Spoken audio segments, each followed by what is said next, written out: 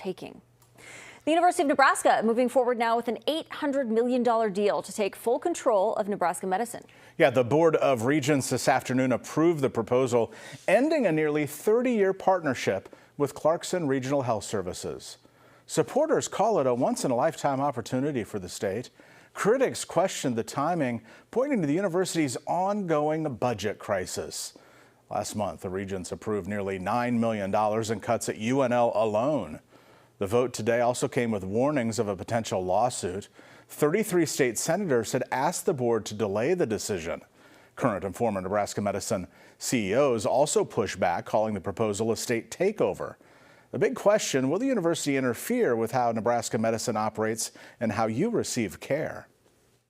You'll have to trust us until until you have noticed that we have not lived up to our word.